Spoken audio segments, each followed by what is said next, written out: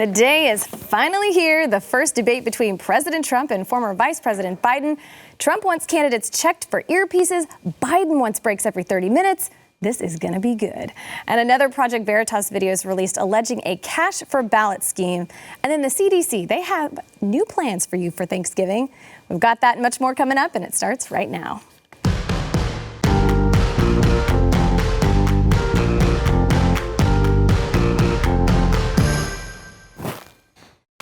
Hi there, welcome to the news and why it matters. I'm Hillary Kennedy. If you're disappointed that you're not seeing the amazing Sarah Gonzalez and you missed yesterday's show, it's because she is on maternity leave at home enjoying her beautiful new baby boy. But to make up for it, I've got two incredible people, the top guns here at the table today. I've got Mr. Chad Prather of the Chad Prather Show. You're selling that big, man. You're selling that big. I've got to make up for Sarah not being here somehow. No, you don't. No, you don't. But I'm glad you're here. And then Steve Deace of the Steve Deace Show. You're here in town with us because you're going to be going over all the debate coverage tonight. So we're happy to have you. I mean, if we're the big guns, then I'm out of it for a little while, and everybody has delusions of adequacy. Yes. Well, we're excited that you're here, and tonight's going to be really good. So we're glad you're sticking around for that. Okay, so the debate is tonight, and a lot of people are talking about the fact that the Trump team wants a third-party inspector to look for electronic devices in the candidates' ears before the debate. So Trump's re-election campaign, they want the Biden campaign to allow a third party to examine the ears of each participant to see if they're wearing a transmitter or any kind of device. The president has consented to this kind of inspection, but Biden has not so far, according to Fox News and their sources. They've declined the ear check. First of all, before we even get into that, do you think Biden just accomplishing the debate is going to be enough to get people to vote for him if he shows up and does okay? I think in a big way, a lot of minds are made up already, of course. There may be some that are changed. It'll be interesting to see how many of the folks that are, I mean, is anybody undecided in America? I guess maybe there are. We'll see. It's Donald Trump. You either like him, you hate him. It's Joe Biden. You either like him, you hate him. There's not a lot of middle ground there. You know, these guys, there's been some people out there, some pundits have even questioned whether or not Joe's going to show up tonight. And maybe the demand for him to concede to some of these requirements could be grounds enough for him to say, nope, I'm out. You know, it's 2020. Anything could happen. Right. I mean, we're not even living on the same planet anymore. So I don't know what's going on. Yeah, at this point, who knows? What do you think, Steve? There's been a lot of times this year I've been asked a question, and my first response was, well, that. And I don't know what to think. I think that if the Republicans had not had an effective convention, we would not be here tonight. Right. I think the Biden campaign would have viewed themselves as having enough of a working margin that they would have just punted on the debates, used Trump's taxes or something else as the excuse, and figured, yeah, they will, you know, by punking out, they'll take some hit, but they'd have enough of a lead they could absorb it and just move on to Election Day. I think there was an effective enough messaging coming out of the convention, and then the riots and everything else, that the race sufficiently narrowed that Biden had to show up tonight. I think if he is good tonight, and I think that, unfortunately, conservative media has largely helped him lower his expectations to the point that if he doesn't look up at the sky, grab his chest and say, this is the big one, Alice, or, you know, spill his Metamucil, then it's a W. But I think if he does do well tonight, I don't believe we'll have the other debates. And I think the New York Times story on the tax returns, which it's a rehash of a story they already did 4 years ago. Him coming out with his tax returns today, I think they're beginning to grease the skids in what is going to kind of be their walk-away talking point if he does well tonight. I don't believe they'll put him under almost 6 hours of scrutiny to the American people. He mentally could not handle that. Well, do you think that Trump will bring up his dementia and kind of make tonight all about that? And if he does, do you think that's a good idea? I don't think he should bring it up. I don't think it's a good idea. I think anybody who will be moved by that, here's the big problem I think each candidate has, is that Joe Biden, there's a lot of people that would like to vote for Joe Biden because they think that everything was fine until Trump came along, the media wasn't biased, and suburbs were safe, and that's not true, but that's what they think. But they need to be convinced that Biden isn't senile. There's a whole lot of people that should be voting for Donald Trump. especially given the record that he had prior to March 12th when the lockdowns began, especially how far left the Democrats are, but they still can't get comfortable with him as a presidential figure. Each of those candidates, I think, has to answer that objection tonight. And if I were advising President Trump, I mean, I think you can say things like, Joe, I think you're confused here. Here's what's actually going on this issue, okay?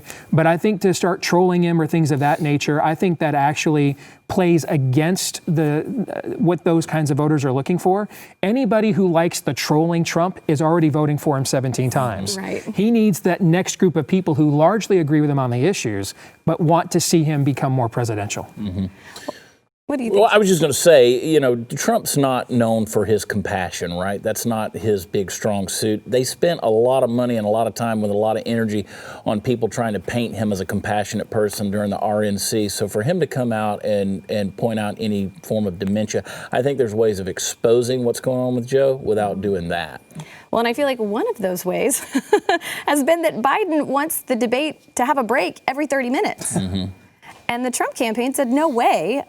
White House Press Secretary Kayleigh McEnany tweeted, Biden is asking for a break every 30 minutes during tonight's debate. There are no breaks when you're leader of the free world, Joe. I mean, it was denied by the Trump counterparts, and they were like, forget it, you know. Well, you have to see how somebody performs under duress. I mean, that is the nature of debate. How are you going to handle the punch when it comes? You don't get to take a break and then go backstage and counsel with your guys and say, okay, now how should I have handled that? So then I can come back out after being coached in the green room of how to come back and allude back to something that was spoken about earlier. Right. It's not a fair debate. It's not a true debate, and it breaks every rule. He was so different during his acceptance speech, Biden was, that it was just so night and day compared to some of the other interviews you'd seen. And it reminded me, did you ever see that movie? It was like a romantic comedy in the early 90s, but it was called Dave. And the president. I love the movie. It's such a great movie. But the president, that's what this reminds me of, where they found like a Biden stunt double when it really counts. Yeah. And he comes out and just nails it. And then all the other times they use the real Joe. That's what it seems like to me. All right. Twitter is ablaze with people who are propositioning that idea and saying, be paying attention. I don't put it past anything at this point. Who knows? Right, yeah, it is 2020. I mean, what if Joe Biden's been faking this the whole time? Like faking the lapses and the gaffes and all that. What if he's been faking it and he comes out and he's just stellar on the debate stage? That would be interesting. Won't happen, but that would be funny. It would be. Well, so the Ohio National Guard has been deployed to Cleveland ahead of the presidential debates. Their court system says they are prepared for influx. So they have 300 members of the National Guard coming to help the local police handle the crowds. Black Lives Matter group, they're planning a peaceful demonstration to send a message to President Trump today. Authorities say they don't yet know whether individuals are going to be traveling in from out of state to join these protests. There's a lot of fear around this. They don't know what kind of protests these are going to turn into, because back in May, they had a peaceful protest in Cleveland that then turned into hours of rioting and looting. So the Fox affiliate's reporting there that, you know, they're on edge and the Guard's there to be on hand to assist with backup. I don't know. How bad do you think the violence will get tonight? I've said over and over again, a lot of these rioters / protesters, whatever you want to call them, they're not registered voters anyway, and they have no intention of voting. If you had an intention of voting and you were interested in this political process, you'd stay home and watch the debates rather than taking to the streets where you really have no idea what's going on. I think that if I'm the Biden campaign, that cannot happen. I would rather have my candidate forget his name and look in the camera and say, my name is Jaime Jimenez. I think I'd rather have him do that than have riots and protests after this debate. Because if that occurs, even if I have a stellar night, it's going to overshadow everything else. And it's going to play right into the narrative that is against me. So if I'm the Biden campaign, if indeed groups like BLM are the militant arm of the DNC, I am sending some back channel messages saying, hey, this is not to the help we're looking for. Stay home. That doesn't help us at all. What do you expect the violence to be like the night of the actual election? I think the night of the election and the ensuing weeks after that, I think it doesn't matter who gets elected or how the news spins it. I think Pandora's box has been opened and they don't know how to put that back in. And it's going to be bad no matter what, because now this outrage has become incorporated. It's a money-making scheme by the people who want to be in control. That's my opinion. I just don't think that anything puts a cap back on this thing, because now that they've tasted blood, it's kind of like a dog on a chicken. You know, they've had a little bit and now they're like, well, I want some more of that. And they're seeing they can get away with it. So give them a little bit of a reason, and they're going to really be in the streets. How about the fact we're even asking that banana republic question? Yeah. I mean, that is, I mean, mind-numbing to me. I think here's what I do know for sure: if they win this way, you will not get less of this. We can debate whether you'll get less of this if they lose or not. Will a Bill Clinton come along, like what happened after Michael Dukakis, and sister soldier these people and say, hey, we got to put this down. We can't win like this and show this to the American people. That's open for debate. What is not open for debate, I think, is if they win this way, you will have incentivized it and you will only get more of it. I mean, it's the same thing. It's not any different than when a kid acts up at Walmart. If you allow them to act up like this in the streets and they intimidate you into the result they want, you're only going to get more of this kind of stuff. And what I am really afraid of, and I said this morning to Glenn on his show, sooner or later, they're going to walk up to the wrong restaurant booth outside to the wrong cat. Sooner or later, they're going to go to the wrong cul-de-sac. Sooner or later, somebody is going to say, I vote, I don't want open borders, I get overruled to the Supreme Court. I don't want this, I don't want that, I get overruled to the Supreme Court. Now they're harvesting ballots and everything else. You can only push on the people who have the guns for so long before sooner or later history shows the Minutemen go to the where they're hiding their munitions. And that is my concern. Is I don't want to see that happen, but as long as the system that our founders gave us continues to be abused and trashed, then eventually you're going to put people in a corner where they think I have to act on my own will. I agree. Yeah. We have the ledger of history that tells us that none of us want that. Anybody with common sense and a sane mind doesn't want that. But you're right. They've pushed around on these urbanites who are unarmed for so long. They think they can get away with that everywhere else. Why do people move to the suburbs and to the rural areas? Away from people they like want to be away from that. They want security. And I promise you, they have the armaments. We haven't put a dent in the ammunition pile. We go out and shoot things for fun, man. You just don't mess with people that make a hobby out of shooting targets in the shape of people. It's just a bad idea. And you're right, Steve. One day you're going to pick the wrong table with the wrong 80-year-old gentleman who's sitting there, and he's going to distinguish himself in a very violent way. And then you have a powder keg now that's ignited now. And if Pandora's box wasn't open before, the genie is certainly out of the bottle now. And who knows where that road leads. To quote Yoda, this conversation takes us to a very dark place. But it's what happens when you incentivize people that they can nullify votes, they can make up votes whole cloth, they can cheat, they can do whatever they want. No one's ever held accountable. There's no Durham probe that matters. No one ever gets locked up. No one ever goes to prison. No one's ever held accountable for this. And so that's why, hey, no one got held accountable for Russian collusion, so now we got Ukrainian collusion. And we'll just go on and on and on and on until at some point, if the adults don't take their belt off and break their foot off in some people's backsides, eventually you end up with a civil war. That's why we were given these institutions by the founders, so that we wouldn't fight this out in the streets. Absolutely. That work for my mom got me in line, that's for sure. My mom wasn't afraid to lay the smack down. All right, so we've got to go to break. Before we do, though, I want to thank our sponsor, CarShield. So seeing the check engine light come on, it can give you the worst anxiety because you have no idea what kind of repairs you're in for. It could be something minor, or maybe it's a whole lot worse and you have no idea what the cost could be. But now that I have CarShield, I don't have to worry about that anymore. CarShield offers a wide range of protection plans that can save you thousands for a covered repair, which means that check engine light, well, it's a lot less scary when it comes on, because you have the freedom to choose your favorite mechanic or dealership to do the work, and then CarShield gets all the rest of it taken care of. So even if your car breaks down while you're traveling, the choice of a repair shop is still up to you. And on top of that, there's no long-term contracts or commitments. The payments are flexible, and CarShield plans are customizable for your exact needs. So CarShield, they've helped over 1 million drivers, and that is why they're America's #1 auto protection company. Because I used to dread car repairs, but with CarShield, I have that peace of mind. So get coverage today and see why CarShield cars go farther. You can call 800-665-2157 and mention code Y, or visit carshield.com and use code Y to save 10%. So that's carshield.com, code Y. A deductible may apply. We'll be back in just a minute.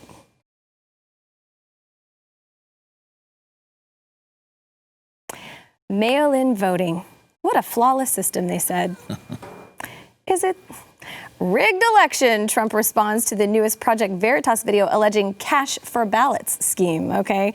So the latest Project Veritas video, it reportedly shows a man buying a registration form for an absentee ballot from a voter, giving him pocket money of $200 and expecting to collect his ballot when the voter receives it. And we have video. We want you to look at this.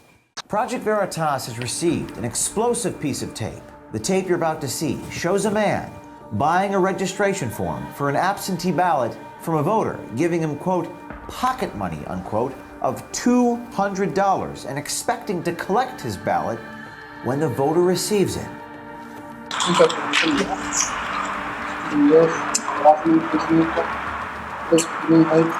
So he tells him this is how you fill it out. You put your first name, your last name, your address, your telephone number, because this is in another language. He says put the last 4 digits of your social security number, and then you'll sign it, and that's all. He's coaching them on how to fill it out, and then saying, tonight we'll close the deal with money, okay? And then he said, now take this money for your pocket change, and then when I fill it out, I'll bring it to you. Wow. It's just incredible. The video then states that another man who allegedly appears in an audio file included on the tape claims that he was given $800. Mm-hmm. The man allegedly states that he doesn't care that it's illegal. And then another portion of this clip also allegedly shows a woman who, according to Project Veritas, is a former co-worker of Representative Ilhan Omar, surprise, surprise, appearing to state that Omar was involved in the pay-to-vote scheme. President Trump did respond to the video. He's seen it, and he wrote on Twitter, rigged election. Do you think that this is just a small dose of what is to come in the presidential election? Of course this is what was going to happen. I mean, you know, it's one thing or another. People ask me, sometimes folks will ask me, they say, why doesn't the right do the same things that the left do in terms, because we could ballot harvest, we could commit fraud, we could, you know, stack the ballot boxes, fill them up with all of these fraudulent things. The left worships control. They worship power, and politics is their religion. That is their number one priority. On the right, we tend to have a life. We might have a hobby. We might have faith. We might have a family. We have these things that occupy our life. We're not sitting there because they don't want equality. They don't want to just win. They want control, and it's worth every penny to them. So Ilhan Omar should be in jail, first of all. Minneapolis police have announced that they are opening an investigation into this because there's enough evidence there to make something happen. Will it happen? We'll see. Yeah. Steve, what do you think? Is this just a sign of things to come? Yes. But I think, walking around money has been going on in inner cities for a long, long time. One of my all-time favorite CNN clips happened on Election Day 2008, and one of the reporters is live on the scene at a precinct. I want to say it's in Philadelphia, and he walks up and asks a gentleman, "Hey, are you here to vote?" He says, "Yeah." And he says, "What are you voting for?" He says, "Voting for Obama. Time for a change." And he says, "So, are you excited?" He goes, "Oh yeah. Decided to come back and vote a couple of times."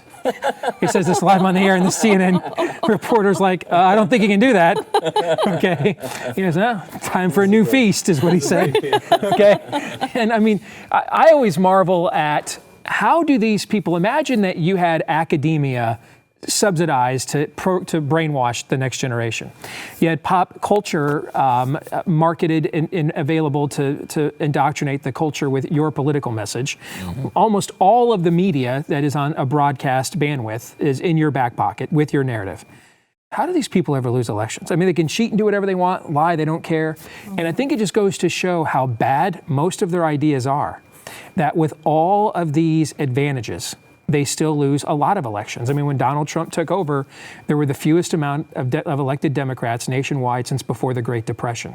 So how do you lose ever when you have all of those advantages? It's because most of your ideas just frankly suck. Yeah, first of all, look at the DNC. Look how horrible that was. It looked like some 8th grader got a hold of a Final Cut Pro application and started making videos with his drone. It was horrendous, this stuff. The quality of it was so bad. How do you do that with that kind of production behind you with, with Hollywood? And you've got all of Hollywood and you bust out a protest song from the Kent State 1970. Exactly. With Stephen Stills and Billy Porter. I mean, it was the most horrible, atrocious thing. Now I can't quit listening to that song. So maybe it works. I don't know. But the insanity ensues. Well, Chad, you mentioned that the Minneapolis police, they are looking into the voter fraud allegations. I'm sure, I'm sure they'll get to the bottom of it with their one bullet. I mean, they put out a whole tweet saying that, these allegations of voter fraud are being evaluated. We're aware of the allegations of vote harvesting. But we've been defunded, so we can't do anything about it. We're looking into what I thought was interesting is so many of the people in Minneapolis that were crying, we need to defund the police, have now walked back a little bit and said, well, I meant that just in spirit. Yeah. Or, well, there's lots of ways to interpret saying defund the police. Right. I mean, that's really what they're using as their excuse. But anyway, they say that they're in the process of looking into the validity of the statements. No further information is available at this time. Mm-hmm. There won't be any further breaking news. There will never be. There won't be any further available information next time, or the time after that, or the time after that. It's like turning Barney Fife loose to nip it in the bud. That is the part of the Trump presidency. I mean, I really thought going up against him every day on the Cruz campaign, watching and observing him closely in his operation. I really thought that we would have a hard time if he got elected as conservatives, reining in his authoritarian streak. Towards the end of his first term, I'm like, damn, I would really like an authoritarian streak. Right. You know what I mean? I mean, I would like him to be more of what I feared. I get on the phone and why aren't these people all being hung in the town square right now? Tarred and feathered at the least. Yes. People are getting away with so much. Well, this is happening in New York City also. The NYC Board of Elections, they responded after New Yorkers received ballots with the wrong name and voter addresses on them. They received I think a few voters in the Queens and Brooklyn area. I think they received mail-in ballots for the upcoming 2020 presidential election that were marked for military use, despite the fact that they had not served in the military.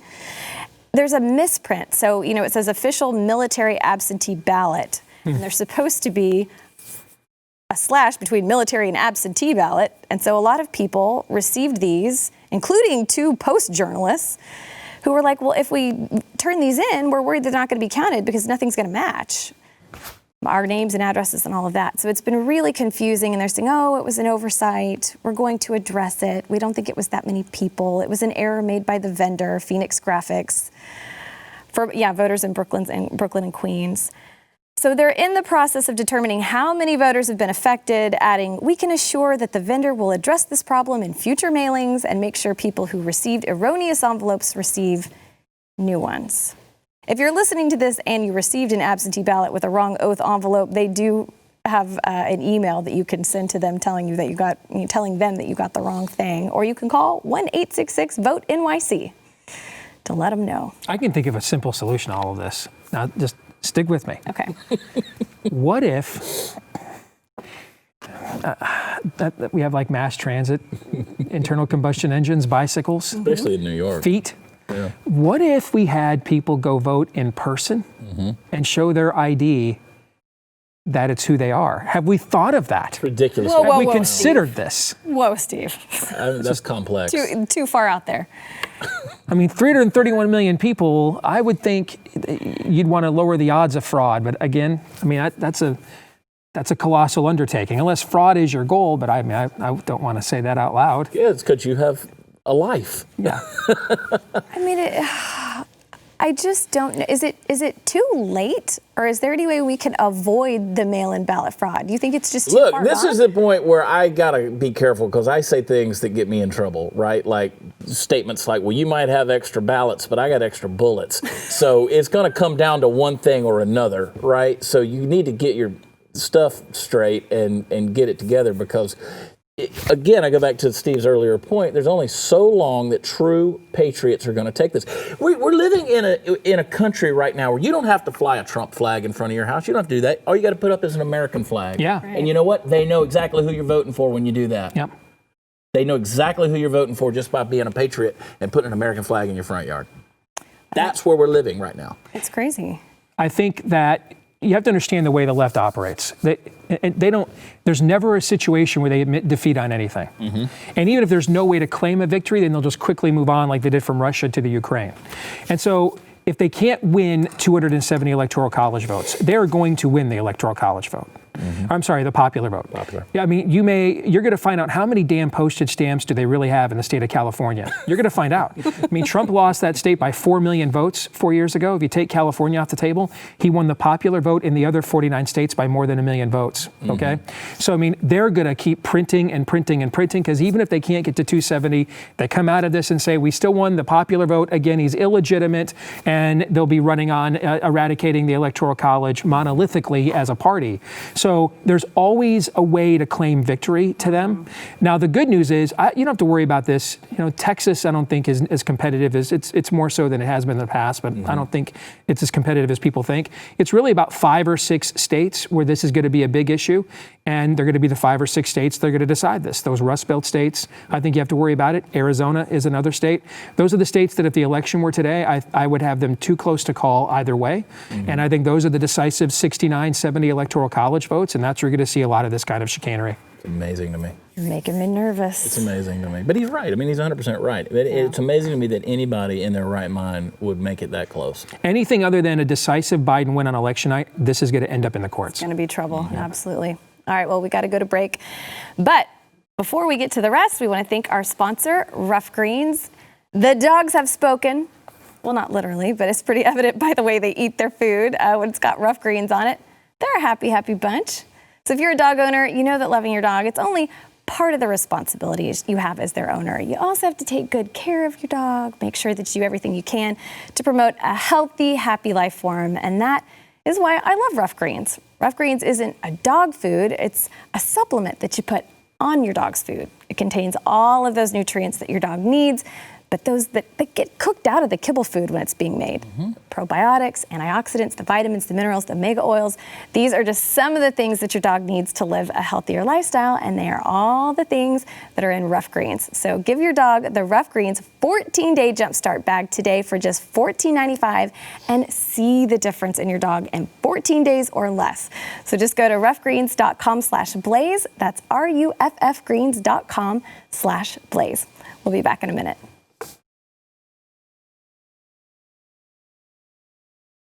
Fauci, Fauci, Fauci. We just keep hearing from Mr. Fauci, and he says that Florida lifting restrictions on bars and restaurants is very concerning. Take a listen to this. Well, that is very concerning to me. I mean, we have always said that, myself and Dr. Deborah Birx, who's the coordinator of the task force, that is something we really need to be careful about, because when you're dealing with community spread and you have the kind of congregate setting where people get together, particularly without masks, you're really asking for trouble.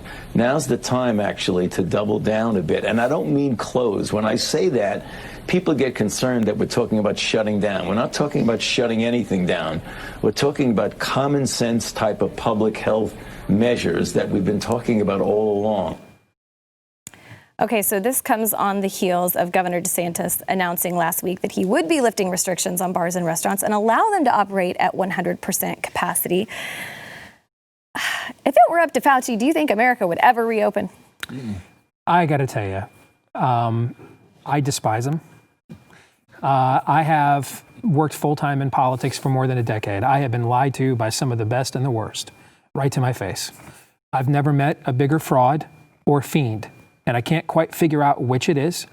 And I could go back and forth on a given day. Is it just I'm a fraud and this is my first moment of relevancy since the AIDS crisis, and I just am a creature of the media? Am I a fiend? Meaning, am I a malevolent force? Here's what I do know. The dumbest managerial decision in human history were these lockdowns. If Donald Trump does not win on November the 3rd, it's going to be because he surrendered his presidency to Fauci and Birx for 4 months. and allowed them to crush his economy and send us into a mini depression, while Debbie Birx regaled us with tales of bedazzled face shields, and Anthony Fauci changed his position on literally everything. He went up to Capitol Hill last week and told Rand Paul that he didn't know what he was talking about with these T-cell immunity studies that he was citing, one of which, by the way, came from the National Institute of Health. I believe that's the damn organization Anthony Fauci runs. And he was talking about T-cell immunity back on August 11th. All right, these people, they just talk out of every side of their mouth all of the time. So let's look at the actual data, because Redfield is Fauci but dumber, the guy that runs CDC. He's his lackey. There's a big disconnect between what CDC's data shows and then what the CDC director says.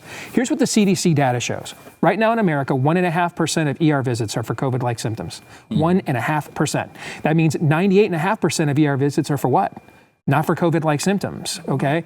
CDC's own data shows that unless you have a unique comorbidity like chronic diabetes or something like that, under the age of 70, the survival rate, if you get it, is anywhere from 99.3 to 90, or 94.6 to 99.7%, okay?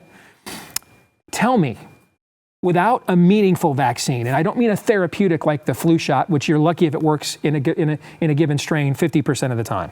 Without a meaningful vaccine, how do we do better than that, guys? How do we do better than 1.5% of ER visits and that level of a recovery rate? How is it possible? And so I can't think critically anymore where he's concerned. I have to ignore him because I just think he's a terrible human being. And the last straw for me was, if there's ever a metaphor alert for 2020, and there's been about 3,000 of them, it's when he went out there against the opening day of the Major League Baseball season and threw the damn first pitch into the right field bleachers, okay? That is a metaphor for what 4 months of President Fauci was like. That right there is why Steve Deace is the best. Right there. And I want to tell everybody in the control room, our guys, I want that 180 seconds of what he just said, cut, clipped, sent to me, because I want to post it on every social media that I have. I'm telling you, everybody needs to hear what Steve just said. He's exactly right. And to your question, no, Fauci would never end this. If Trump wins, he will continue to do this until 2024. If Biden wins, they have to lift the restraints because the Biden economy has to look good. I said it back when Barack Obama was running for president in 2008. I said they can't let him fail. Right now, a Democratic president, you can't let them fail. And so they're going to have to lift this to get this economy back. But you're exactly right, Steve. I love it when people say, I couldn't have said that better myself. I couldn't have said that. That was solid. I want that clip, guys. Solid. I'm with you, Steve. I was out on Fauci after I saw him on the cover of InStyle magazine, like some Hollywood celebrity. That was it for me. I'm anywhere from "Come on, man" to "Hey, have you been behind a woodshed ever?" I've got one for you. Come on, man. Okay. Yeah.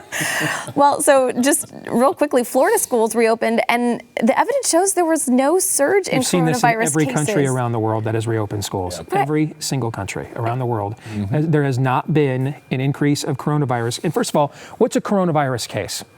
The viral cycle threshold where we scored up to 40, meaning we magnify your sample 40 times to see if there's any virus there when the infection rate doesn't go any higher than 28 or 30. Mm-hmm. You want to know why the NFL's positivity rate is so low?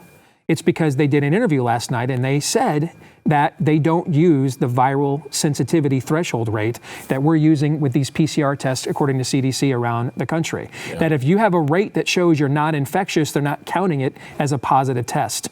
That's why you have so many asymptomatic cases. That's why you have 40 some odd thousand college kids have tested positive with like 2 hospitalizations.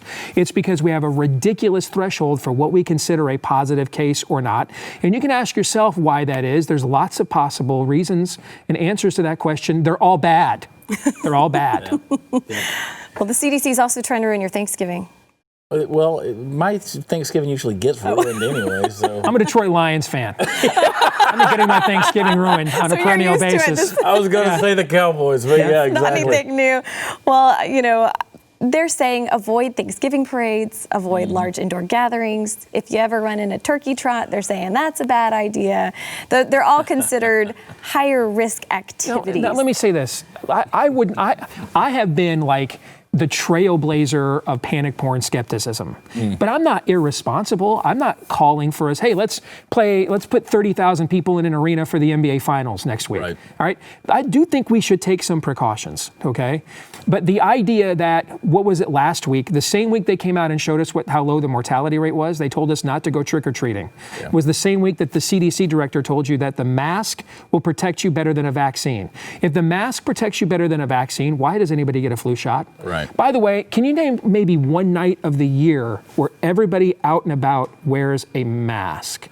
Can you think of what night that might be? And then they told us not to go out. This is just mind-numbingly stupid or sinister. And on a given day, I give you a different answer as to which one I think that it is. It's bad. But let me tell you. So Sunday night, Green Bay Packers played New Orleans Saints, right? Drew Brees, his family, they show him up in the suite. There's nobody in the stands, a couple of family members in the stands. It's a virtually empty Superdome. They show Drew Brees' family. His kids are up there. His wife's up there. They're in a suite all by themselves. The wife and the 3 kids, they're wearing masks. They're wearing masks. They're all by themselves. But then they come down to the field, and Drew Brees is waiting to take the snap. And you know what he's doing? He's licking his fingers. Yeah. Licking his fingers. He's getting all chalked up, ready to take the snap, right? So he can throw it to a black guy and give him coronavirus, and that's racist. Furthermore, on the NFL thing, if everybody there is testing negative, why is anybody wearing a mask? Why? How would you give yourself a virus no one has? This weekend, Kirk Herbstreit on College Game Day announced, I tested negative, but I came into contact with somebody who has the virus, so I'm going to quarantine myself just in case. And of course, he posted the video on Twitter so that we could all genuflect to his virtue signal. So wonderful. So this virus is so dangerous. I have to quarantine myself for a virus I don't have. Yeah. For a virus I don't have. It's a freaking cult. That's it is, what it and is. they bow at the altar of safetyism. Yes. That is the new God. It's safetyism. I have to answer to that God at all times, and I have to make sure that by virtue signaling, I have to make sure that everyone sees my act of bowing to that altar. If you're going to participate in that, this one's for you, Chad. Using alcohol or drugs can cloud your judgment and increase risky behaviors, according to the CDC. So they're saying, don't be doing that on Thanksgiving. Good luck. Good luck. That's the only way I can get through Thanksgiving. Y'all ain't met my family. That's true for a lot of us, right? All right, we're going to go to break. We'll be right back in just a minute. Threw it to a black guy. That was hilarious. He licked his fingers and threw it to a black guy. How many times did that damn coronavirus? The hurricanes and the wildfires that we've been experiencing in 2020, a lot of us have been wondering, what is the root cause of all of this? Well, there is a professor in California who has figured it out, and he argues that white supremacy is actually the cause of wildfires and hurricanes and the global climate crisis. He says the white supremacy and global climate crisis, they're intertwined. Now, this guy has his PhD in environmental science from the University of California, Berkeley, and he wrote an op-ed about it in Earth Island Journal last week called, fittingly, How White Supremacy Caused the Climate Crisis. He's saying that racial supremacy is the theory of human supremacy over nature, which has brought environmental calamity upon us all. Yeah. He says that white supremacy thrives on the accumulation of wealth and power of a select few, namely Caucasians, and the oppression and destruction of everyone and everyone else. And white people have historically believed that dominance and control are their natural rights and have thus sought to colonize peoples and lands. So you fast forward hundreds of years and guess what you get? Racism, wildfires, and hurricanes. And their primary means of conquering nature, the fossil fuel industry. Mm-hmm. He also cited the biblical creation mandate to subdue the earth and exercise dominion over it. That was the basis for exploitation. That's part of the problem. Private property and capitalism, those have also justified man's needs to conquer the earth. Good grief. Is white supremacy now just the fallback for every problem? Oh, yeah. Let me give you my namely Caucasian opinion. I'm going to blame 2 people. Amy Coney Barrett, because she's on fire. And Greta Thunberg for getting on her white supremacy yacht and going back to whatever country she came from. How dare you? How dare you? It's all the white people, man. I've been saying for years, as white people have been holding the man down. And we got to fight the power. We really do. Fight the power. It's a cop-out, right? That is a whole other religion. This whole idea that it's the white man's fault. See, I agree. I agree that it is. It is 100%. But maybe not the way that he thinks. Not the way you think. Literally That's right. every bad idea in America right now, literally every one of them, either came from or is funded by fake woke white people. Yeah. Every last one. Every last one. Either they are funding these things like a George Soros type, or they are creating them whole cloth, like this professor. Yeah. I did a book tour for one of my books several years ago. What's the name of that book? It was called Rules for Patriots. There it is. Conservatives Can Win Again. And they put me, and I did an interview on Talk Radio Europe. And the young lady that was interviewing me clearly did not do her homework because she decided to attack me on the subject I'm probably one of the strongest on, the abortion issue. All right. And she wanted to attack it strictly on the basis of suffering and things of that nature. And I said to her, have you ever suffered in your life? You ever had a job you didn't get, a family member disappoint you, a boyfriend break your heart? She said, well, yes. I said, then kill yourself. Yeah. I told her that right in the interview. I said, if you believe suffering is the mechanism by which we determine whether life should be extinguished or not, you've suffered by your own definition. Prove to me your level of dedication. End your life as we speak right now in the interview. Kill yourself. And that's what I would say to him. Hey, if you are convinced that white people are a problem, I know where you can start. Start with you. If you think Native Americans have been given a terrible deal here, exchange your Wi-Fi for wampum. Sell off all your accoutrements of Western civilization and mosey on down to the Indian reservation. Show me how bad you hate colonialism and Western civilization, and go with the teepee instead. Start with your own level of conviction. Show me that you mean these things, because all that they really mean is what you said earlier: leftism, paganism, progressivism, whatever we're calling it in this segment. It's about two things and two things only: power and control. Whatever talking point gets me power and control, I use. Whatever narrative does it, I use. Whatever tactic does it, I use. That's all that it's about. Yep. Girl, I don't follow Steve Dace. What you talking about? He done said it all. He done said it all. He's ended it perfectly. All right, well, we've got to go to break one more time, but we'll come back with our poll question of the day. I'm appropriating black culture right now. Steve Dace done said it. He done said it. He done said it. All right, I want to give you a quick reminder. You don't want to miss our debate coverage tonight. It begins at 8 p.m. Eastern time. So at 8 p.m., you're going to have the Stu Does America pre-show. Then at 9 p.m. Eastern, BlazeTV will carry the debate live, and you can see it on BlazeTV, Pluto, Facebook, YouTube. And then 10:30 p.m. Eastern time, you'll have Glenn Beck, Stu, Pat, Steve Dace, who you've just heard, so you know you don't want to miss it now, Dave Rubin. They're all going to react to the debates live. So check that out. Special promo code DEBATE for $20 off an annual subscription if you aren't already a member. And then you can always watch for free at blazetv.com/YouTube. So just get your popcorn, put the little alarm on your phone, set it so that you remember. And now let's get to the poll question from yesterday. It was, will the leak of Trump's tax records change anybody's mind on the 2020 race? Good gravy. 96.4% of you said no. I agree with that. I don't think most people don't care at all. And then, what did you? I don't know your answer. It's a diversionary tactic. They've had this story for a while. It's a rehash of a story they did 4 years ago. They dropped it this Sunday after the Amy Coney Barrett announcement on purpose. And unfortunately, too much of conservative media fell for the banana in the tailpipe and said, yeah, let's stop talking about that inspirational presentation of Americana and let's get right to this inside baseball story nobody gives two rips or a stroke about. Let's do that instead. So that's what we did. You're right with the other 96%. All right, then the question for tomorrow is, who will win tonight's debate? Donald Trump or Joe Biden? Quickly, gentlemen. Depends on who you ask. If it's the media, then Joe Biden in a landslide. He's going to kill it. Yeah. Going to kill it. I am more concerned about the way that it is won than how it's perceived by the respective media on both sides.